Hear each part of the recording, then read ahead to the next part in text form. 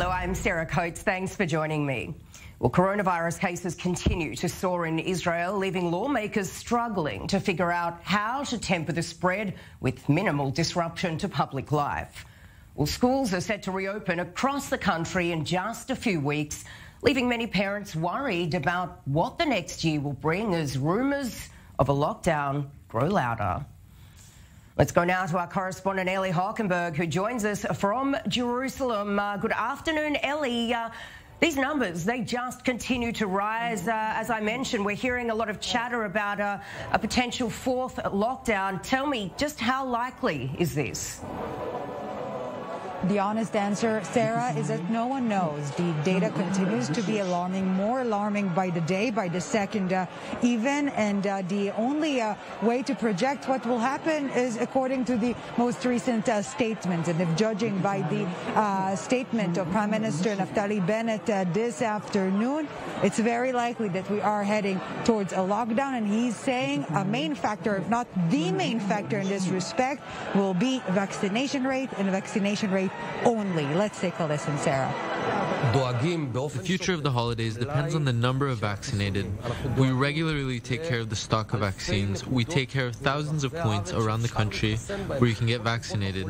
There are two groups of people who need to go out and get vaccinated: the population over the age of 60, who is currently at very high risk, and those who have not been vaccinated twice and have not yet had time to be vaccinated with the third vaccine. Their risk level is 6 times higher than those who have been vaccinated. The second group are the young ones. There are about 1 million people between the ages of 12 and 60 who have not yet gone to get vaccinated at all. Right, Sarah, but what Naftali Bennett, the Prime Minister, is saying is not necessarily the music, if you will, that we're hearing from other officials. Some health experts are saying nationwide lockdown is not necessary at this point in time. Others are saying, why wait? Impose a nationwide lockdown now. Don't wait a few more weeks for the situation to get even worse. So many conflicting opinions and no clear-cut decision, no clear-cut direction at this point in time, Sarah. And Ellie, tell me, how do people, or how would people feel about a potential fourth nationwide lockdown? Could we really expect people to obey this, you know, given the somewhat freedom we've been used to over the last few months?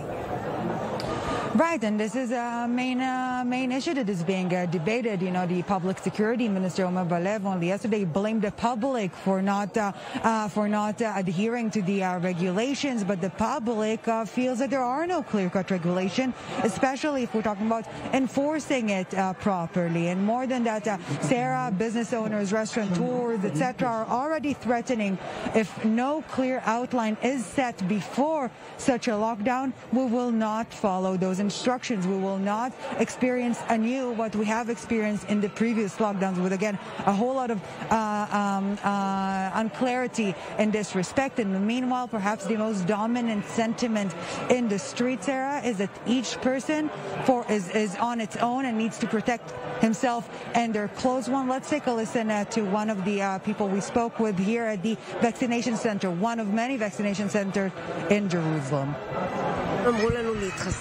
They told us to get vaccinated, so I listened. We got 2 doses of the vaccine, now we will get the third one. I think it will protect us, and of course, the masks also protect us. We meet with our family because we keep ourselves and each other safe.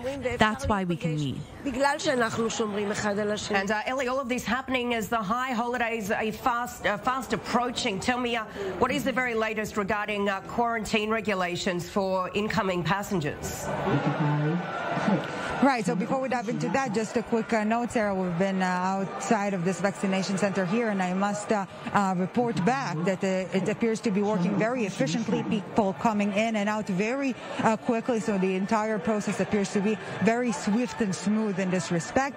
Going back to your question, as for regulations for those coming back from abroad, we're seeing more and more countries being added to the list of designated countries, meaning those coming back from from those locations will have to be sent straight into quarantine, and more restrictions in this respect are expected in the coming days, in the coming weeks, again nearing the high season of Jewish holidays, which might be spent once again under a nationwide lockdown, Sarah. Yeah, it certainly feels like it's never ending. Ellie Hockenberg there in Jerusalem, thank you so much. Moving now to the escalating tension between Israel and Lebanon, with its president, Michel Aoun, coming out to say that Israel's overnight airstrikes represent an escalation in its aggressive intent towards his country. Well, these comments a day after Lebanese militants launched 3 rockets at Israel, with the incident followed by a swift Israeli response, the IDF firing 3 rounds of artillery strikes at Lebanon's south.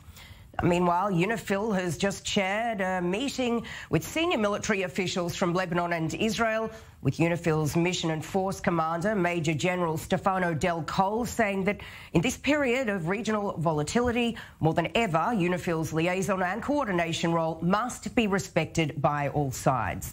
Our defence correspondent Daniel Semach with the details.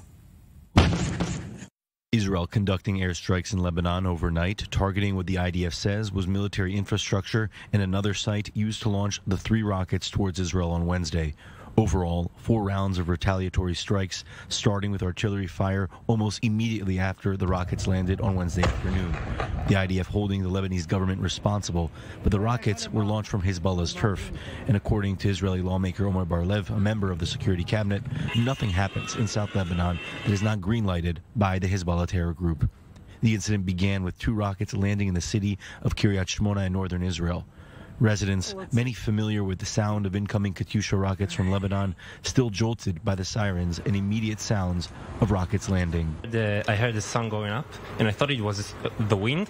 So I told the cook, did you hear that wind? It sounded like a siren. I figured out it was really a siren, and I started panicking. He was pretty chill about it because he's been through the first Lebanon war and the second one. We had guests here. They didn't know what to do, and I didn't know what to do. I remembered the shelter at the end of the street, so I ran over there, and it was locked. Kiryat Shmona was under fire from rockets launched by Hezbollah in Lebanon for years, but the past 15 years since the Second Lebanon War have brought about some sense of quiet. Still, the residents are well practiced. We here in Kiryat Shmona throughout history have known periods like this. It's what pushes us to be prepared in our daily routines as if we were under a state of emergency. Periods with more tension or less tension. We don't march under anyone else's drumbeat. We do the best we can to be prepared for any scenario that can arise at any time. And indeed, the routine prevailed leading up to the overnight strikes, and even those who panicked were quickly brought back to the normalcy. This is the second round of rockets launched at northern Israel from Lebanon in the last 2 weeks. As Lebanon's internal turmoil threats to spiral out of control, the question now is whether the rockets are a sign of renewed confrontations on Israel's northern front, which would prove to bring about renewed volatility with Hezbollah and Lebanon at large. And we are going out for a short break, but right after this, Israel's defense minister says that Jerusalem is ready to mount a strike on Iran as tensions in the region continue to build. We'll have that story and plenty more. Don't go anywhere.